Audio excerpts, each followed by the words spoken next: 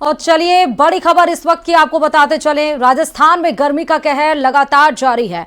मौसम विभाग ने अगले दिनों में हीट वेव की चेतावनी जारी की है और कल बाड़मेर में राज्य का सर्वाधिक अधिकतम तापमान यानी 43.6 डिग्री सेल्सियस दर्ज किया गया, जो सामान्य से 3.3 डिग्री अधिक है।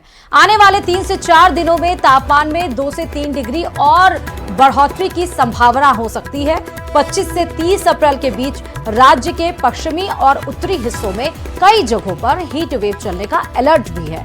26 अप्रैल को एक नए पश्चिमी विक्षोभ प्रभाव दिखेगा और उससे जयपुर, भरतपुर और कोटा संभाग के कुछ क्षेत्रों में असर होगा। दोपहर के बाद तेज हवा चल सकती है, मेघ गर्जन हो सकता है, हल्की बारिश की भी संभावना मौसम विभाग की तरफ से बताई जा रही है। हवाओं की गति 30 से 40 किलोमीटर प्रति घंटे रह सकती है और मई के पहले सप्ताह में पूर्वी हवाओं के प्रभावी होने और पश्चिमी विक्षोभ की सक्रियता से मौसम में बड़ा बदलाव संभावित है। मौसम विभाग ने अनुमान जताया है कि इस दौरान आंधी, बारिश की गतिविधियां तेज होंगी, जिससे तापमान में गिरावट आने और हीट वेव से राहत मिलने की प्रबल संभावना है।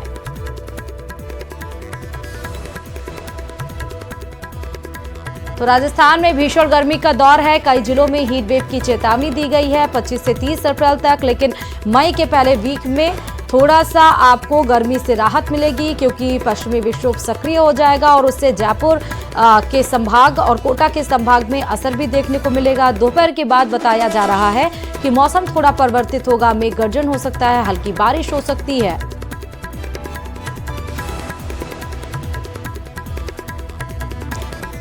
खबर प्रतापगढ़ से है, जहां छोटी सादड़ी थाना पुलिस ने मादक पदार्थ तस्करों के खिलाफ बड़ी कार्रवाई को अंजाम दिया और 2 किलो 25 ग्राम अफीम जब्त कर आरोपी को गिरफ्तार किया।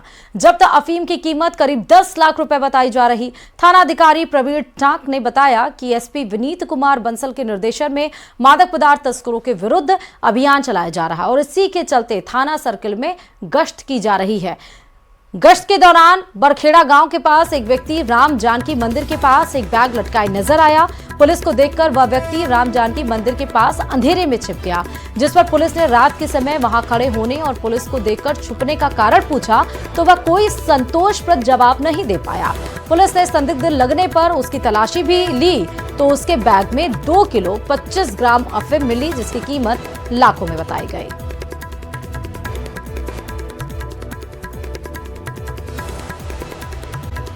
के सबसे बड़े महाराव भीम सिंह चिकित्सालय परिसर में एक बार फिर तांत्रिक क्रिया की तस्वीरें सामने आई। बताया जा रहा है कि अलग अलग गुट में ग्रामीणों ने 3 अलग अलग जगहों पर बैठकर वहां पर तांत्रिक क्रियाएं की हैं और इस दौरान अस्पताल में तैनात गार्ड कहीं भी नजर नहीं आए। देखिए रिपोर्ट।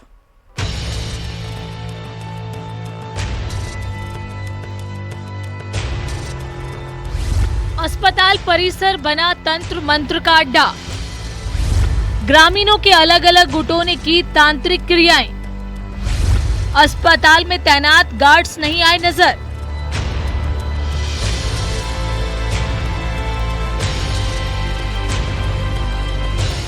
इलाज के दौरान दम तोड़ने वाले परिजनों की आत्मा की शांति के लिए अस्पताल परिसर में तांत्रिक क्रियाएं चल रही हैं, लेकिन कोई रोकने टोकने वाला नहीं।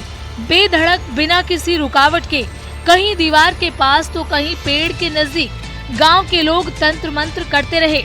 इन लोगों में महिलाएं और बच्चे भी शामिल थे। कई बार मरने वालों की आत्मा की शांति के लिए तो कभी उसकी आत्मा को साथ ले जाने के लिए कोटा एमबीएस अस्पताल परिसर में तांत्रिक क्रियाएं होती रही हैं। यहाँ आने वाले लोग बड़े इत्मीनान से तंत्र मंत्र करते हैं। इन्हें ऐसा करता देख अस्पताल में मौजूद मरीजों के तीमारदार हैरान होते हैं। थोड़ा सा ये है कि लोगों का माइंडसेट करना पड़ेगा। तो मैं अभी कुछ जैसे अंधविश्वास के देखते हुए आ जाते हैं, तो हम वैसे तो काफ़ी सचेत रहते हैं, प्रतिबंध करते हैं, लेकिन बहुत ज़्यादा गार्डों से करते हैं तो हम पुलिस के हेल्प से उनको भी बाहर निकालने की कोशिश करते हैं। उनको भी समझाएंगे और इस तरह से जो भी गतिविधि होती है तो उसको हम रोकने की पूरी कोशिश कर रहे हैं। पहले तो बहुत आते थे, लेकिन अब धीरे धीरे हमने बिल्कुल कम कर दिया, समझाइश भी करते हैं, क्योंकि वो कोई कहते हैं आत्मा लेने आते हैं, कोई कहते हैं, तो हम बिल्कुल स्ट्रिक्ट है, हमारे ध्यान में भी रहता है। हम उनको समझाने रोकने नहीं करते, नहीं अगर रुकते हैं तो हम पुलिस की सख्ती से उनको रुकाएंगे। ग्रामीण क्षेत्रों से आए 3 अलग अलग गुटों ने कई घंटे तक अस्पताल परिसर में तांत्रिक क्रियाएं की। पेड़ के पास बैठकर अगरबत्ती जलाई, फूल माला चढ़ाई, प्रसाद और अनाज भी चढ़ाया। तंत्र मंत्र की वीडियो सामने आने के बाद अब अस्पताल प्रशासन लोगों को समझाने और अवेयर करने की बात कर रहा है। कोटा से न्यूज़ 18 राजस्थान के लिए हिमांशु मित्तल की रिपोर्ट। आतंकी हमले के विरोध में आज पूरा कोटा बंद बुलाया गया है। हिंदूवादी संगठनों के आह्वान पर यह बंद का फैसला लिया गया है। सभी निजी स्कूल यानी प्राइवेट स्कूल भी आज बंद रहेंगे। पेट्रोल पंप एसोसिएशन ने भी इस बंद का समर्थन किया है। बंद के साथ पाकिस्तान पर बड़ी कार्रवाई की मांग यहां पर रखी जाएगी।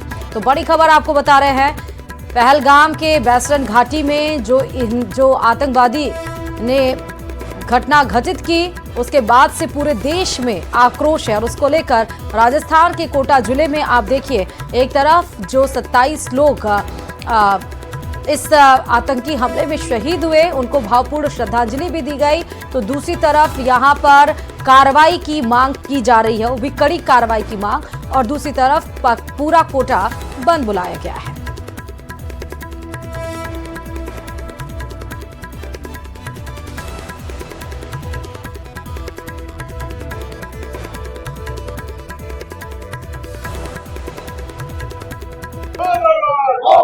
पहलगाम आतंकी हमले के बाद देश भर में आक्रोश, देश भर में गुस्सा, और आज एजुकेशन सिटी कोटा के बंद का आह्वान किया गया है।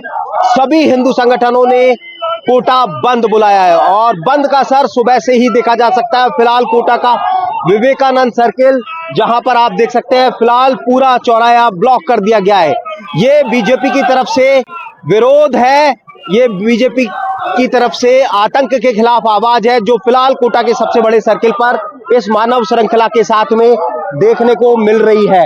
और इसमें तमाम जो बीजेपी के नेता हैं वो मौजूद है। बीजेपी के विधायक संदीप शर्मा, बीजेपी के नेता राजेश बिरला, बीजेपी जिलाध्यक्ष, तमाम जो बीजेपी के लीडर्स हैं वो यहाँ पर मौजूद हैं और विरोध यहाँ पर जताया जा रहा है। आतंक के खिलाफ आवाज उठाई जा रही है। साहब, ये विरोध, ये आवाज आतंक के खिलाफ है, और आज इस मानव श्रृंखला के साथ में आप लोग किस तरह का मैसेज? आतंक के खिलाफ हम ये मैसेज देना चाहते हैं कि जिस तरह से लगातार 15 वर्ष तक भारत में शांति थी और विदेशी ताकतों ने, आतंकवादी ने ये घटना का अंजाम दिया और आज हमें दिन देखना पड़ा।